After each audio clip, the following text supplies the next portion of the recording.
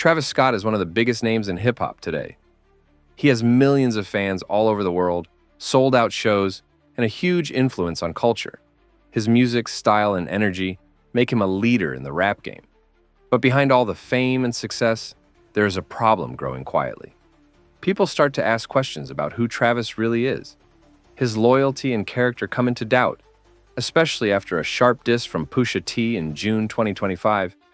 Pusha calls Travis a whore, says he has no loyalty, and paints him as someone who only cares about climbing the ladder, no matter who he hurts.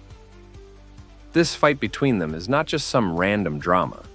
It is about trust, respect, and what it means to be real in hip-hop.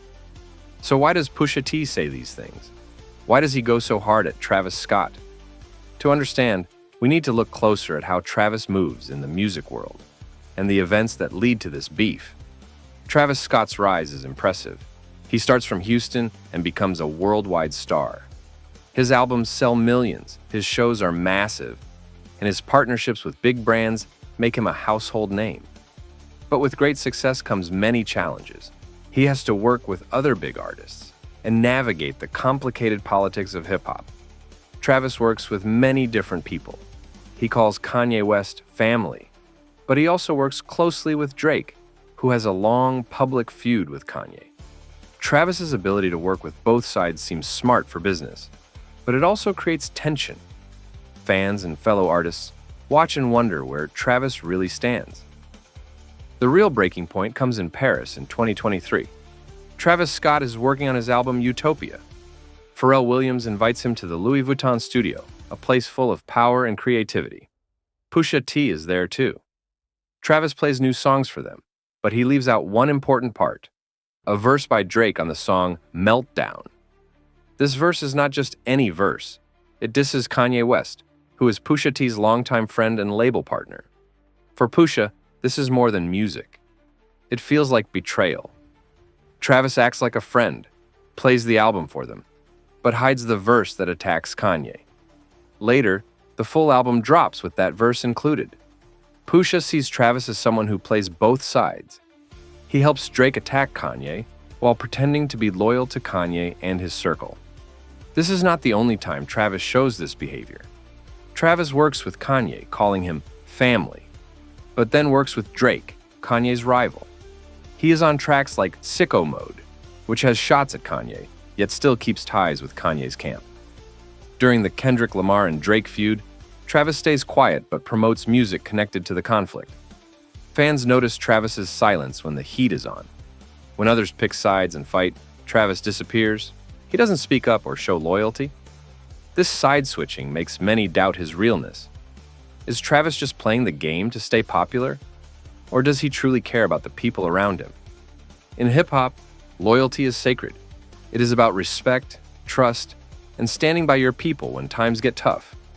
Many rappers lose respect because they switch sides or betray friends. Loyalty builds bonds that last beyond music and fame. Pusha T believes Travis Scott breaks this code. He sees Travis say, family one day, and work with enemies the next. Travis smiles with friends, but quietly works with their rivals. This hurts not only relationships, but also Travis's image. Fans begin to ask, can you trust Travis? Does he stand for anything? Pusha's diss is not just about music business. It is personal. He says, Calabasas took your girl and your pride, pointing to Travis's breakup with Kylie Jenner. But it is more than a breakup. Pusha suggests Travis loses confidence and identity too. He also says, you cried in front of me. You died in front of me, showing Travis is vulnerable, but hides it behind a fake image. And the strongest word, he's a whore, means Travis sells himself to whoever helps him. This is a serious insult in hip-hop. It means someone with no real loyalty, willing to switch sides and do anything for power or fame. After the diss, many expect Travis to respond, but he stays silent. No tweets, no songs, no interviews defending himself. This silence makes the diss hit harder. Fans start to believe Pusha. They see Travis as someone who avoids conflict and never stands up for himself. The silence feels like an admission. This situation raises a bigger question. Is Travis Scott now more a business brand than a real artist? His focus on merch, collaborations, and keeping deals suggests business is his priority. The loyalty and authenticity that once mattered seem less important. Fans begin to see Travis less as a rapper and more as a celebrity brand. This change makes the Pusha T diss feel true. Travis is losing the respect of the culture. Travis Scott is at a crossroads. He faces a choice. Will he speak up and defend himself? Will he show loyalty and prove Pusha wrong? Or will he stay silent and watch his respect fade? Hip-hop fans are watching closely. They want to see if Travis can come back strong or if this beef damages his legacy forever. This beef between Pusha T and Travis Scott is more than music drama. It is about trust, respect, and what it means to be real. Travis's silence after Pusha's diss speaks volumes. Now, everyone watches to see if Travis fights back or fades away behind his fame. Even before the Pusha T diss, people start to notice changes in how Travis carries himself. He no longer feels like the rebellious underdog from Rodeo or Birds in the Trap. He now feels like a walking brand. His face is on sneakers, cereal boxes, and fashion shows. His concerts turn into marketing events. The music is still good, but the message behind it seems to fade. He becomes less about the culture and more about the money. And fans, especially the ones who grow up with him, feel the difference.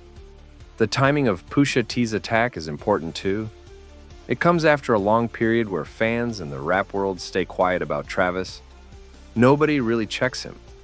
Even after the Astroworld tragedy, where people died during one of his shows, Travis avoids public accountability. He says a few things online, but never directly takes responsibility. He stays silent, lets time pass, and then returns with new music and flashy marketing. For a while, that silence works. But when Pusha steps up, it breaks that wall. He says what others are afraid to say, that Travis Scott might not be who he pretends to be. This diss cuts through the image Travis builds. For years, he builds a reputation as someone who is untouchable. He stays out of drama. He collaborates with everyone. But that's the problem. He collaborates with everyone. He never picks sides. He avoids standing up for people who once helped him rise. And in hip-hop, that matters. If you build your success with people like Kanye and then turn around and stay silent while others diss him, people notice. You can't say, "That's my family," and then stand next to his enemies when it's convenient. The Paris moment becomes the final proof for Pusha T. Travis goes to Pharrell's studio, surrounded by people who support Kanye and Pusha. He plays his album, but removes the Drake verse. He tries to keep things peaceful on the surface. But when the final version of the album drops, the verse is right there. Drake takes a direct shot at Kanye. That's when Pusha realizes Travis is being fake. He pretends to be friendly, but supports the other side when no one's watching. That type of move, in Pusha's eyes, deserves to be called out. Pusha doesn't just write a regular diss track. He makes it personal. His tone is cold, his words are sharp, and his message is clear. Travis is not loyal. He's not brave. He's not even honest. He's just trying to please everyone so he can keep making money. And in a genre that's built on realness, that is the worst thing you can be. Fake. The reaction to the diss is loud and immediate. Fans on social media go wild. Some defend Travis, saying he's not a confrontational person. Others say Pusha is just bitter. But a lot of fans start to question what they thought about Travis. They replay the diss over and over. They start pulling up clips from interviews, posts from past years, and moments where Travis stays silent in drama. All those times he says, "No comment."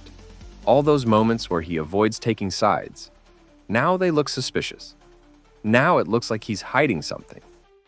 People begin to ask new questions. Why didn't Travis speak up during the Drake versus Kendrick beef?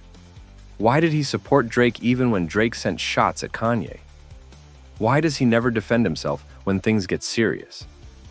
All these questions paint a new picture of Travis. One that isn't strong or fearless, but careful, calculated, and maybe even scared. This moment becomes a turning point in Travis Scott's career. For years, he builds a brand based on mystery and coolness. But now, that coolness feels cold. That mystery feels like hiding. Fans start to lose the connection they once had with him. He still sells music, he still gets views. But something shifts. The trust, the respect, it's not the same. This isn't just about Pusha T and Travis Scott. It's about how fame can change people. Travis used to be the guy who raged on stage, who broke the rules, who stood out. Now, some fans feel like he's just following the money. And once people feel that way, it's hard to get that love back. Travis still has a chance to respond. He can make music that addresses the diss. He can speak honestly in interviews. He can show fans that he's more than a brand. But time is ticking. The longer he waits, the more damage is done. And the worst part, if he does respond later, it might be too late.